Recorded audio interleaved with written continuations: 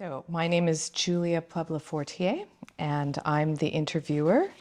And today's date is December 10th, 2025. And I'm interviewing Dr. Stephanie Pratt. She is a lecturer and independent scholar. And we're doing our interview at the Exchange Theatre in London for the Border Crossings 30 Oral History Project. Very happy to have you here, Stephanie. Looking forward to our conversation. So, why don't we start with how you had become involved in border crossings and its work?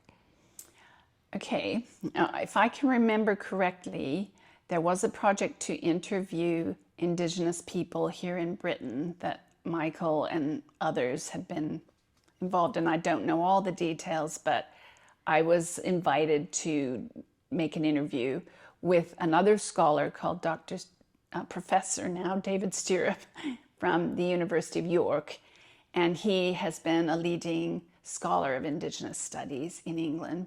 But back then, I mean, it was probably 15 years ago, I'm not sure, they were making a video about Indigenous experience in the UK. So that was my sort of first encounter with border crossings and Michael and his team, and it was a really nice experience. And I think those videos were, you know, put about and they were screened in various times. So, and maybe a little bit from you about how the work originally unfolded and what you might have first become involved in. And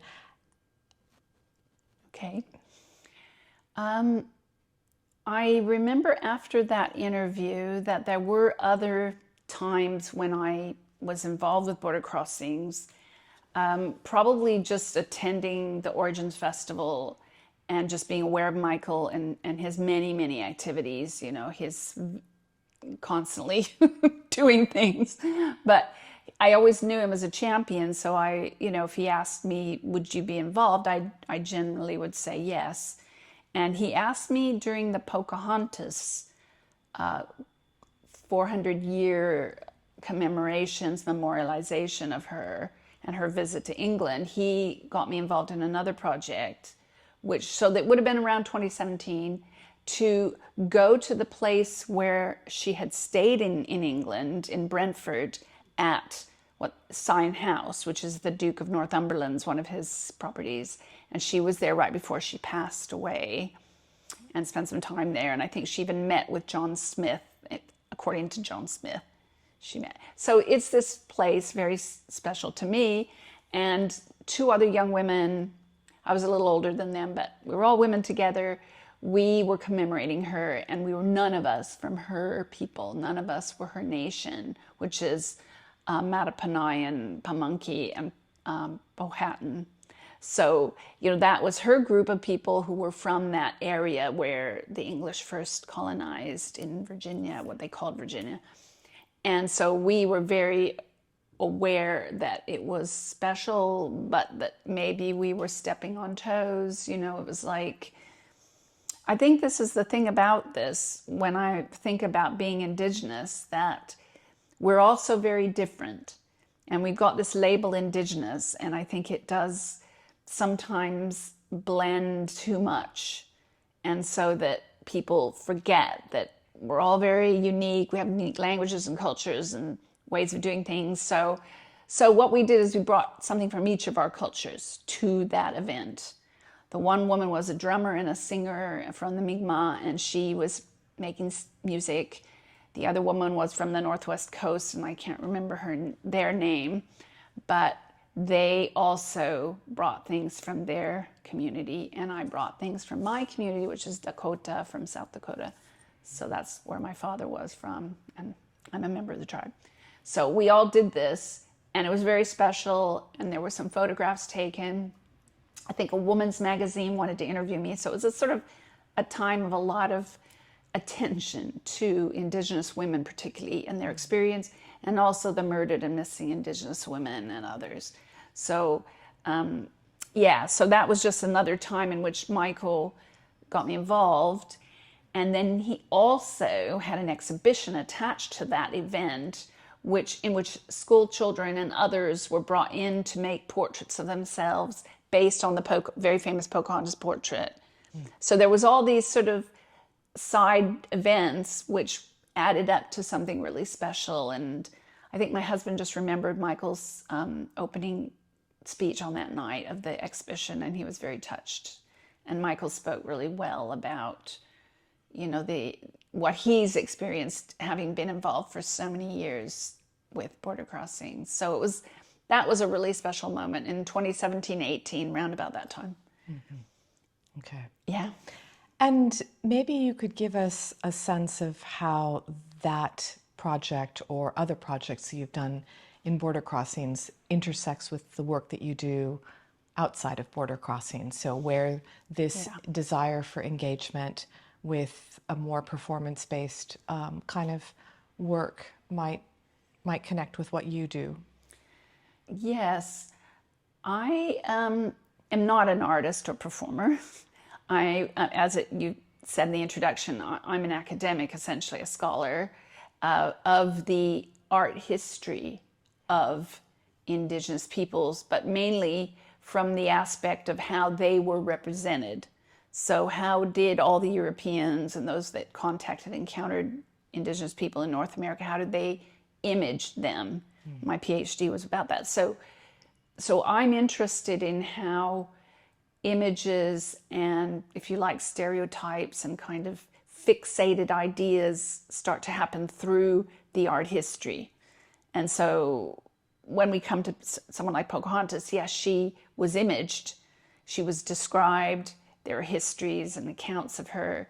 And so bringing her to life is something, you know, that I was really interested in, you know, although I have been told off, you know, by some people, not necessarily her people or her nation or her descendants, but other people who've put their nose in and said, don't you open your mouth about her because she's not from your community. And in fact, there was a whole movement of Indigenous women saying, leave Pocahontas alone, don't touch her, don't talk about her. Her name, of course, is Matoaka, it's not Pocahontas, and the way the English received her as Pocahontas has been problematic. And so, yeah, so these things actually touch on my politics, I suppose, my positionality, all that stuff, you know. And I told a story in that first interview with Michael that my father had given me a native name when I was a baby, and it's Iyokpiwe, and it means happy woman or laughing woman. And he was trying to approximate the word in our language for Pocahontas, which Pocahontas meant little lively one or little mischievous one. So he was trying to make a Lakota or Dakota equivalent. So in a way, when I was even a baby, even before I knew, her name and some of her history was being associated with me. But again, you have people saying that's appropriation. Everybody needs to stay in their lane and leave everybody else alone. And I understand that because so much appropriation and misunderstanding has happened. And I understand that through the image making that I've studied in my research. So, you know, I grew up in California. I didn't grow up in my community. My father left when he was very young, so we didn't go back. He wasn't able to teach me the language because he went to boarding schools, which, as you know, tortured him, and he was not able to reclaim it later for whatever reason. And so, you know, those links, those ties with my community were not severed, but it was difficult. So I did make efforts to go back, and I've attended ceremonies, many ceremonies, and I've attended the horse dance when it was reclaimed for my people in Crow Creek Reservation, Dakota Reservation. It's a very small one, not like Big Pine Ridge or Rosebud or Cheyenne River or Standing Rock, which everyone knows about. Right in the center of the state, two little ones, and that's me, and then Lower Bruley on the south side of the river. Anyway, that's my community, and I went back and I faced people saying, you know, I am from your community, I am a descendant, and trying to say that they mattered. So I think, you know, I've made efforts, and it's not to say I'm great or bravo, but, you know, being Indigenous means more than simply the blood quanta or whatever the US want to say, which is sad that we've all been harnessed into the blood quanta. I think we're the only group of Indigenous people that have to show a card. I just got my new one. I mean, it's sad that we're clinging to this in this way when we should be talking about the ceremonial and the belief system and the understanding, the knowledge, you know, which is...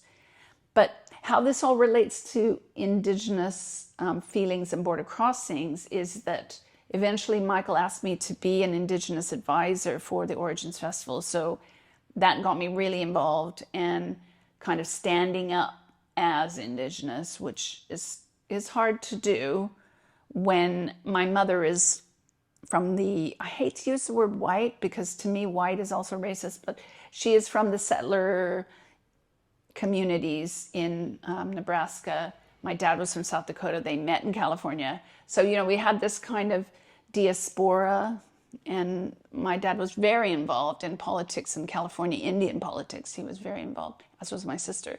So, you know, it's like this ongoing, evolving thing. And it's problematic because what I think is that people want a real Indigenous, like, give me the real Indigenous person. And I've had that said to me so many times. I'm not going to say who said this, but a couple of people, oh, she's so-and-so. She's a real Indigenous woman, you know, and that means that your blood, your ethnicity is stronger because, say, your mother and your father had some Indigenous ancestry. So that made you stronger. But it isn't just about that. You know, I think it's about understanding your culture and speaking your language, which I've been trying to learn a little bit of Lakota. But it's also in context, you know. It has to mean something when you're saying it.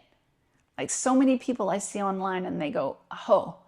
And it's just such a silly thing that they are trying to say aho as if they were in some council meeting back in the day.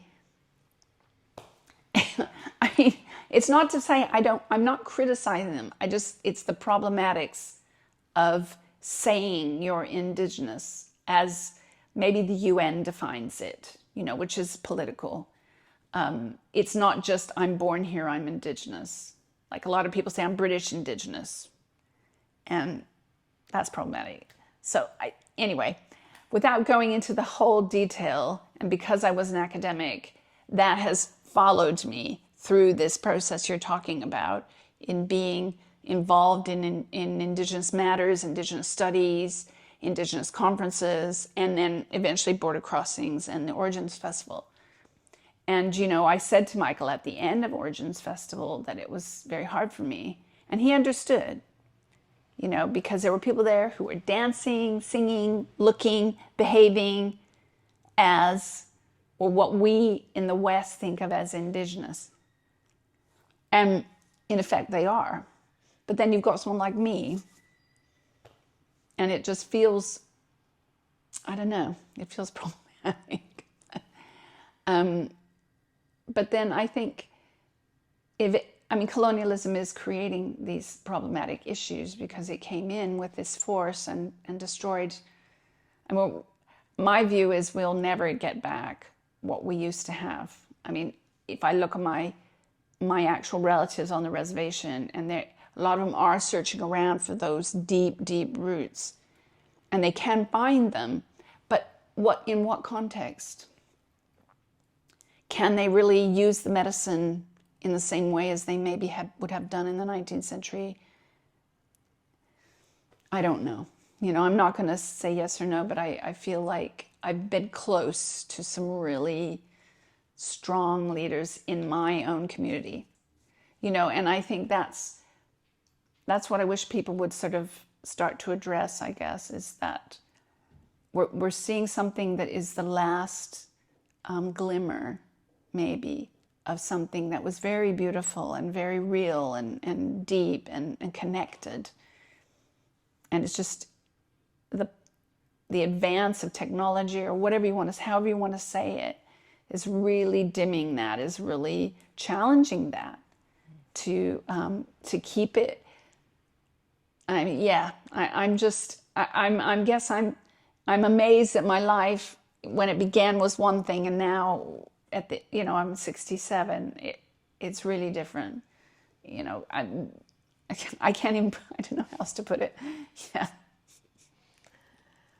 A lot of changes that have occurred as a result of technology and globalization, I suppose. And Yeah.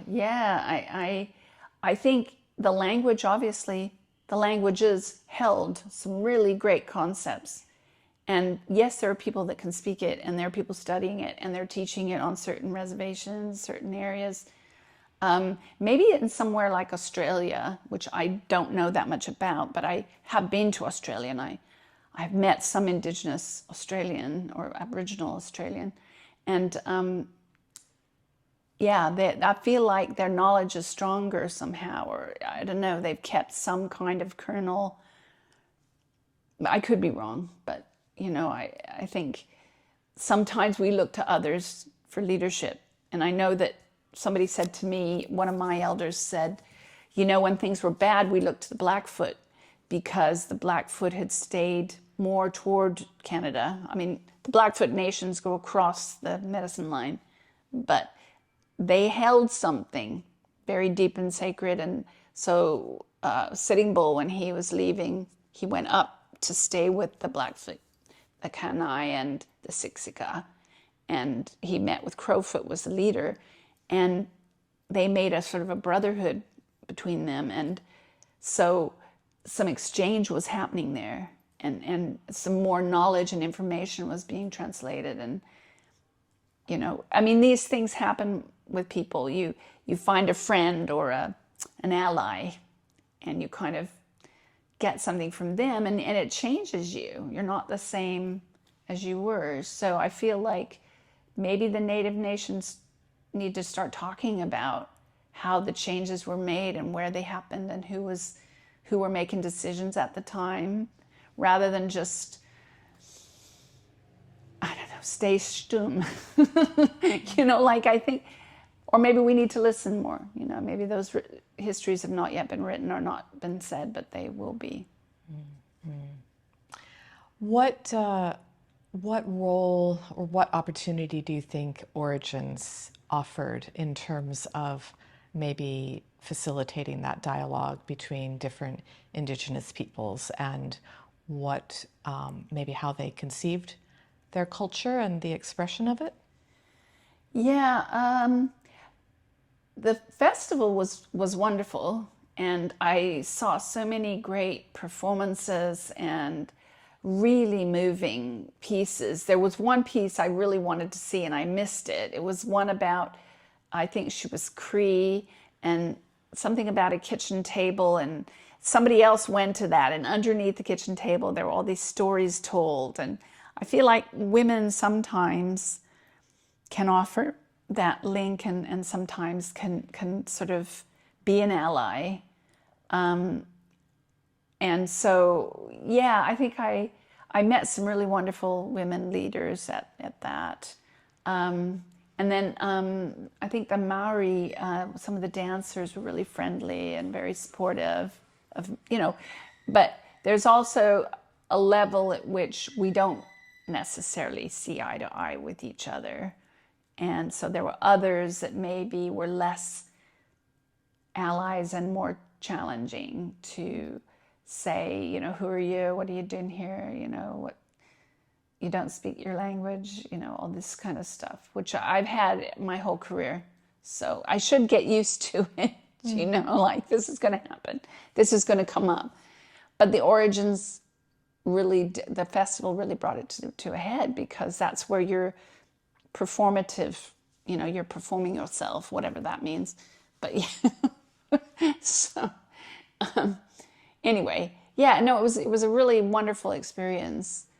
But another thing that happened to me, and this isn't the Origins Festival, but I do want to mention it. I also, during that same period between 2018, 19, and 2020, I was helping select the films to go into another festival called the Native Spirit Festival, which is a separate thing to Origins. But seeing all those Indigenous films just really reinforced in me that there is a common experience among Indigenous people who have been colonized, that the disruption tends to break in the same sorts of ways that children are taken, mothers are not allowed to have their children, languages are removed or denied, and actually physically beaten if you speak your language. Alcoholism and other abusive things happen within that culture that aren't necessarily, they're complex. They're not, I mean, you can say they're the result of colonialism, the legacy, but also, they're just what anyone would do in a horrible, frustrating position. If you've, say, lost your child to boarding school and they ran away and died, and you turn to try to, soothe however you can, I mean, there are just so many stories. I could tell you, on my reservation in 2015, when we formed what we call the Grandmother Society, the Kushi Unchi Society on my reservation, within that time I was there forming it, which is about a week, I think 1 or 2 of the grandmothers lost children or grandchildren just at that time. So this is a constant. And I think what my sister said was, they're not experiencing post-trauma, they're in trauma. The post-trauma comes even after that. So when we want to point the finger, we can't, because it's not Britain, maybe it's not even the US, but it is that same event or history of invasion and decimation that is the ongoing effects. And so when I meet other Indigenous people through Origins or any of these, I do see that it's a common theme, a common story, a common narrative that people have suffered, and they've had loss, and they've had their heart broken many, many times. And I wish I wish there's something we could do to kind of recognize this more openly, rather than wanting to just shove it away and say, well, that's the past. That we don't do that anymore. But we do, actually. We do. I mean, there's still boarding schools. There's still kids being taken. There's still mothers being sterilized. I mean, it's still happening. So, yeah. Do you see festivals like Origins and this bringing together of people from different communities as, it seems like it might have different roles, possibly expressive, possibly healing, possibly educational. What's your understanding of that, or what have you observed about that? I think the more that you can see of Indigenous culture, the more informed you are, and yes, you will be more aware. And so things like Origins brings that to London anyway. I mean, the thing about London is that it is its own world, and there's a lot of switched on, really aware people. But the minute you're going out into other areas in the country, people aren't that aware. And so what's a shame about it is that we can't broadcast Origins more and have a bigger set of events. And I know it's all, I mean, arts funding is just, don't even speak about it. But I really, it's so sad, because people are interested when they find out about all the different cultures around the world, Indigenous cultures. I'm a big film buff, so I do think films are great at giving people a sense of the histories and the things that have happened from colonialism. So I mean, if Origins could get bigger and have its own set of little satellite Origins or something, I think that would be really amazing. You've spoken a bit about the frame of your Indigenous positionality, working with other Indigenous artists. I'm wondering if you could tell us a little bit more about the very specific things that you've done, maybe a few examples with border crossings, and what your role was, how you performed that role, how you interacted with people, how you interacted with artists, maybe how you helped shape things. So maybe a little bit more of the detail of the... Yeah. Oh gosh, I wish my memory was better, because it's only going back to 2019, and that's not that long ago. I think it was 2019. I was the Origins advisor. I think specifically, I wasn't really asked to do a lot of diplomacy, if you like, but to be the kind of contact person that if someone had a question, and I felt like, you know, I tried to make myself available. And there was a man from Mexico who was a tattoo artist, and I was in touch with him beforehand, and we had good conversations, and he was a really interesting guy. And I knew some of the other people that were coming, but I really felt a little naive, I guess, about what my role was. I guess I feel like Michael knew what the program was, and it was all set out. And I think we had one opening night where we all got up and made some presentation, and that was fun. And the man from Mexico was painting faces. So I said, oh, can you put some paint on my face? So he did. Yeah, I don't remember doing a lot. That's the thing. And I don't know that Michael was asking me to do a lot. I think he wanted me there for the week, and I was there, and I went to a lot of the performances and talks and met with people and had some great conversations, but I don't remember anything coming off the back of that. I don't know. Does that answer your question? I don't know. Yeah. No, it does. It does. Yeah.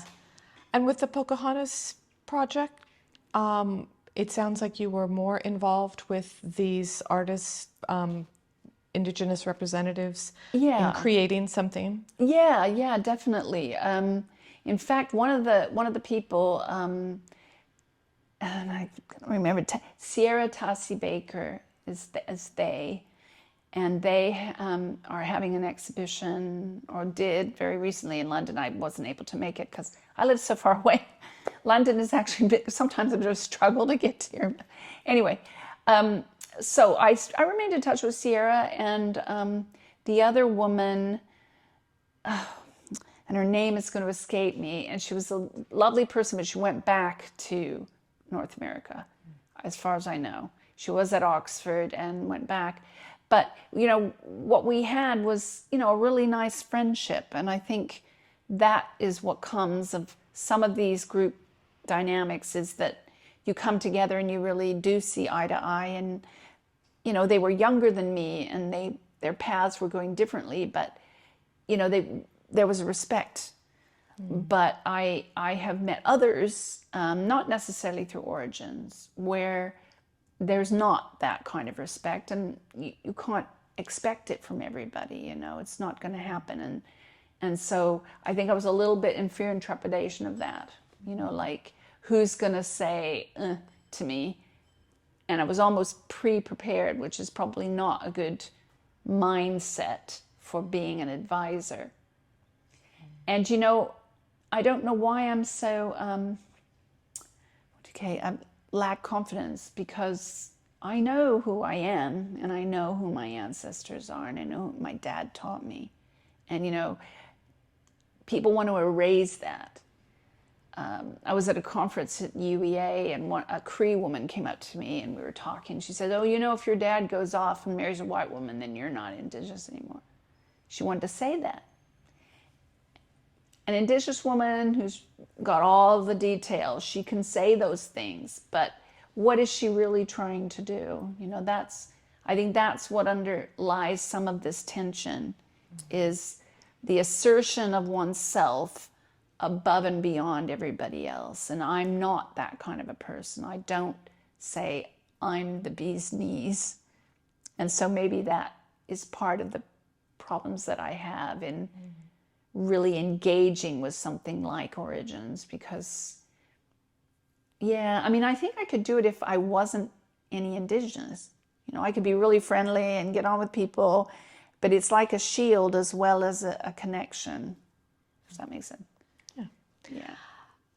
So when you first met these two women Yeah. for the Pocahontas project, and you had to think about how do we approach co-creation Yeah. when we come from these different backgrounds and Yeah. maybe have different identity conceptualizations. Yeah. How did you, what were the steps that you took? How did you build those connections and create the work? Yeah, I think I'd say that we didn't come pre-prepared. I mean, we knew there was going to be a photographer. We knew we were going to be on site, and we knew there was going to be a ceremony, I guess. And maybe we'd had a couple of email exchanges and saying, "Yeah, this is going to be weird," but you know, we knew that if you go with good intention, which is what I was taught by my elders, you know, like you have a good heart and a good intention, usually everything will be okay. And so all of us kind of had that. Like, we're going to put away the ego and the self for a little bit and just say, what is it I want to bring to this to honor this person who maybe I have no connection with, but who I understand because I'm here standing in the same place she was. Okay, she was married to a colonialist. She had all this baggage, everybody, all this expectation. We kind of knew the histories of her and how much she's been reviled by some people. Like, oh, you traitor, you know, you married a white man, you know, and they go on and on about this. And I think, well, okay, did you live in that time? Did you know what it was like? Anyway, we wanted to put aside all that and just say, here's a young woman. She has a child. She's very sick. She's getting sicker. How do we want to honor her? And so we just brought those things that we knew we had. I could smudge people because I've been taught to smudge, and so I was doing that. And then the other woman was, I can drum. And then Sierra, what did she have? I'm trying to remember. It's like I have a blog. Yeah. I love to ask them. Anyway, so they probably could have sang or said words because they can speak their language. So we came together, we did it, and we were okay about it. You know, we left that space and we said, we left these good intentions here to honor her and the people there who came. And I can imagine an Indigenous critic out there saying, what the hell are you girls doing? You know, you're not spiritual, you're not inducted, because as far as I know, for Lakota, Dakota, you know, you're called to those things. When you are a ceremonialist, these things, you have dreams and you are called to that. So deciding you're going to do a ceremony or whatever is kind of a big deal, but if you look at it as a performance, it's very different. You know, if you see it as a dance we all did and a song we gave and an intention, then and that's sort of what it was. I mean, putting the word ceremony on it makes it grander than really what it was a memorialization of her, you know, and the fact that she had been at Sign House. Mm. So would you say that, can you distinguish about the aspects of the ceremony that you created and the work that you did together as for yourselves, as three people working together, and to what extent it might have been actually something that was an offering to others, outsiders, observers? How did you think about that? Yeah, I mean, I think what you're suggesting, it's true that we wanted to include. We wanted to make this an inclusive event and to tell people what was happening, to instruct, this is what we're doing. If you stand in this way, if you know, drain, or when you have the smudging, just let all the kind of exterior go and just be in yourself and think about this woman. Then yes, it was more of a teaching, more of a shared event for that particular group. Yeah, it wasn't a ceremony in the bigger sense by that. Yeah, definitely. Okay. Mm-hmm. Were there other projects after that one that you did Yeah. I don't think there was anything really big. Because 2020, of course, a lot of things slowed down. I'm trying to think when the next time Michael... Oh, yes, he did. He asked for involvement in another thing, which was Botany Bay. And that had to do with the sailing of the Cook voyage and into the Pacific and all of that collecting and kind of, again, colonization and impact and all the bad things that happened, but also just what knowledge and how knowledge was exchanged between Indigenous and others. So I made a little talk, which was meant to be for children really, about some of the Three Sisters group of plants that are planted together in Indigenous North America. And those are? Maize, beans, and squash. So, yeah, the corn sister, the maize sister, is the oldest. The beans or legume sister is the middle, and the baby is squash. And what they do is when you plant them in combination, they help each other. And you may have heard that story of the Three Sisters, but Michael asked if I could do a little bit of art and history with it and just kind of give a talk. So I did that during the Botany Bay. Yeah.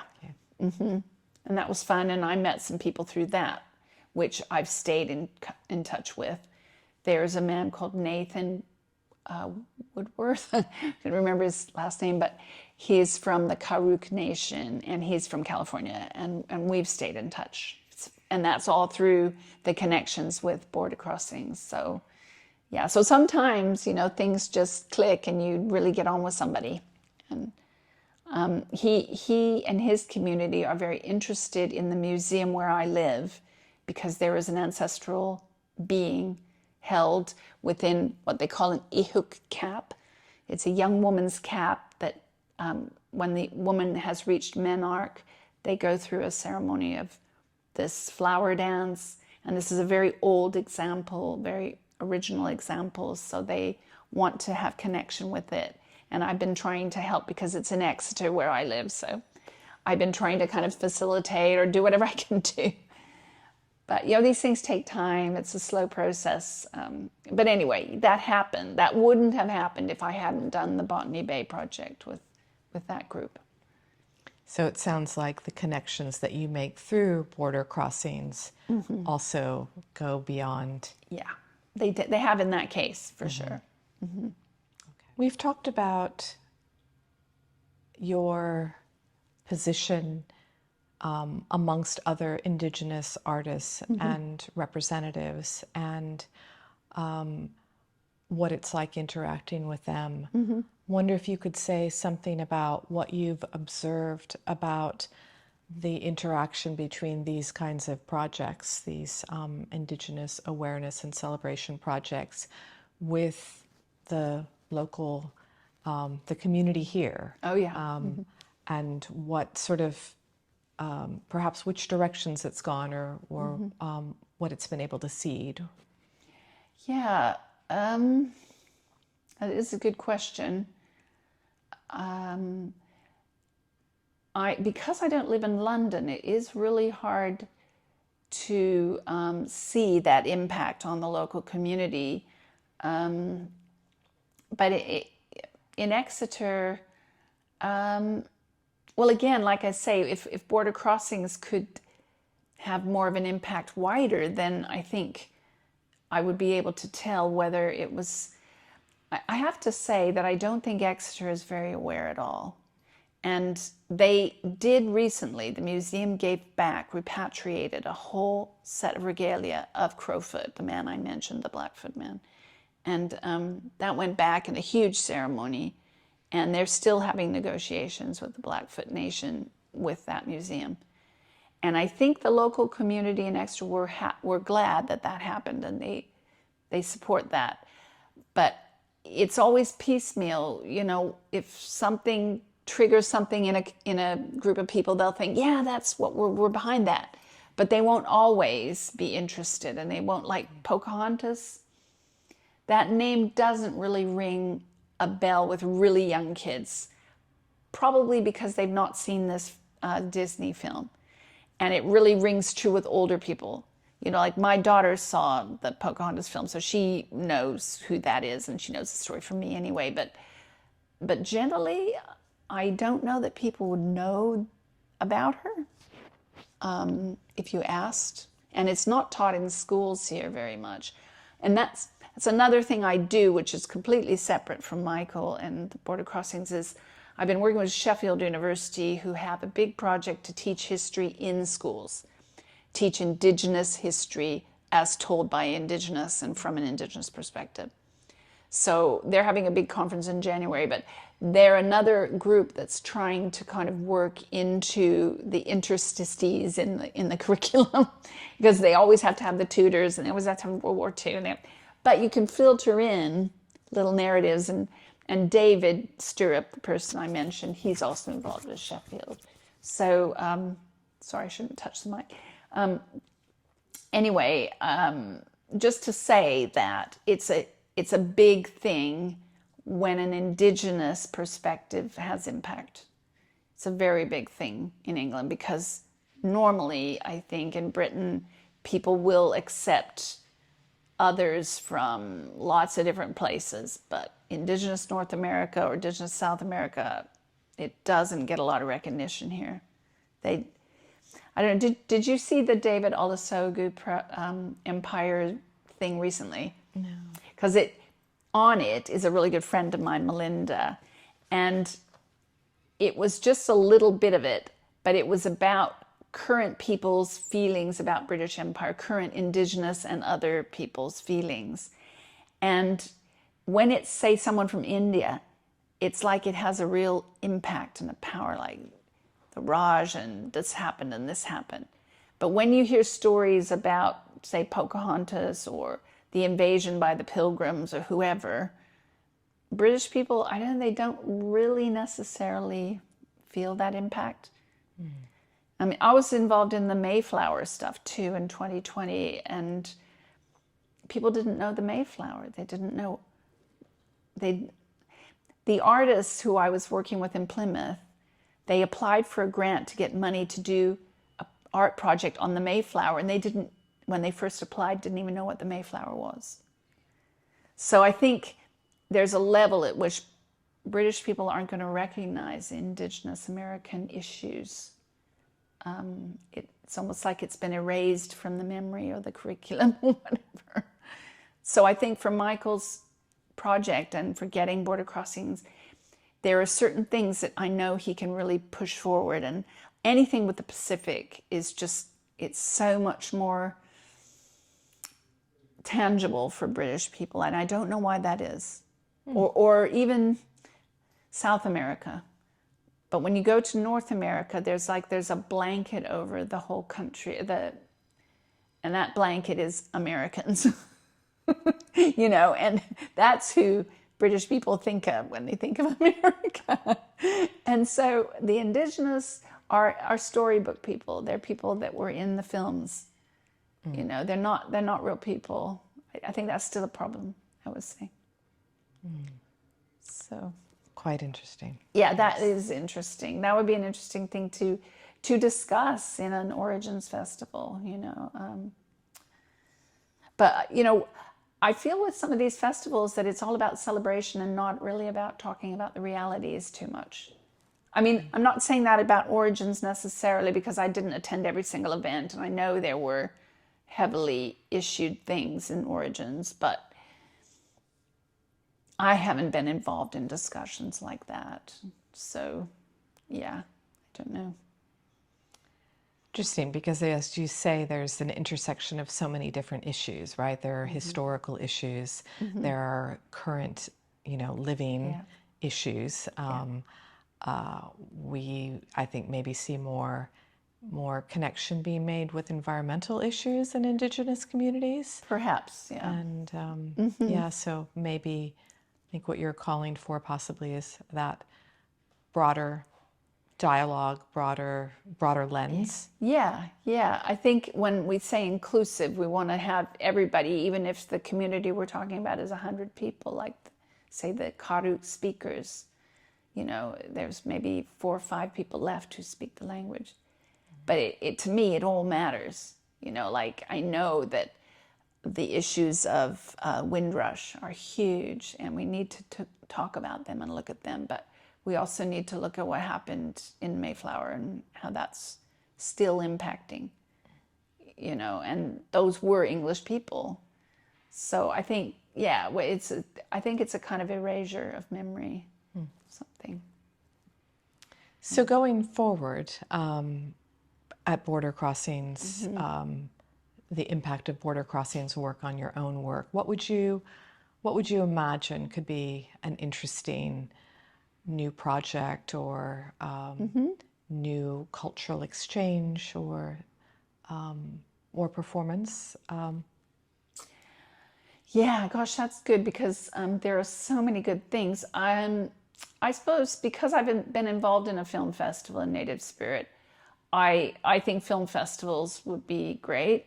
But, you know, I'm not an organizer, so I don't know about all of the difficulties and all of the copyright and all this stuff. I'm also an art historian, so anything to do with bringing artists together, you know, performance artists, it would be fantastic. I did meet Rosanna recently. Can't remember her last name. It was terrible. She's Tongan and Maori, I think. Anyway, she gave this great performance. I think it wasn't necessarily under the Border Crossings banner, but I think Michael knew about it.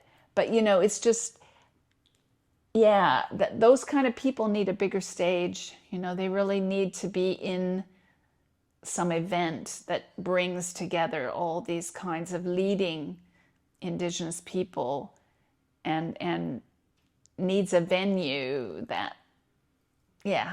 And I mean, I'm talking about pie in the sky, you know.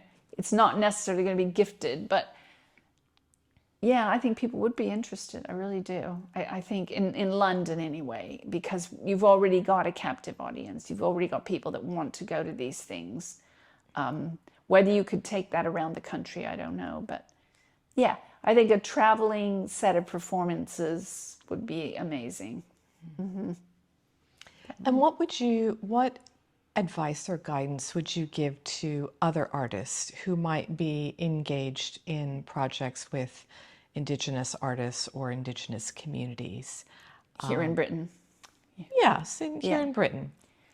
Yeah, I mean, I think there's opportunity, but it is so London-centric that what you're going to get is a kind of head-to-head against, here's a Nigerian artist and here's a Ojibwe artist. Well, the Nigerian person, because there's a whole Nigerian diaspora, is going to get that push because, and what we have as Indigenous North Americans is not a community. We don't have a little diaspora or a little place here. And there have been people that have talked about this and said we should have an Indian community, American Indian community house type thing here. And it would be great if only we could talk to each other and get along and say, okay, you're Ojibwe, that's fine. I'm Lakota, that's fine. You're Cree, that's fine. But it's not been that way. It's been, well, who are they? What are they doing? They're not enough Indian. They don't speak that. You know, it's just all this stuff, which is the legacies of the colonial mindset that are just hanging on, and it is limiting us being able to talk as a unified. I don't want us to totally unify, but I want us to sing together and say, you know, here's a place where we can actually be ourselves and we can perform and we can have exhibitions and we can, but we don't have that. We really don't. There are a lot of us around, but we don't come together. And yeah, I don't know the answer to that. Yeah. And is there any question that you wish that I had asked you, or something you? Not really. Yeah, not really. I guess I don't know what's in the future for Origins. So yeah, I mean, I guess if you could have, asked me more about, I don't know, art generally. You know, I could have gone on and on about which artists I think we should have in the British Museum and the Tate. You know, like we keep having these great modern exhibitions, but nothing from the kind of communities that I know.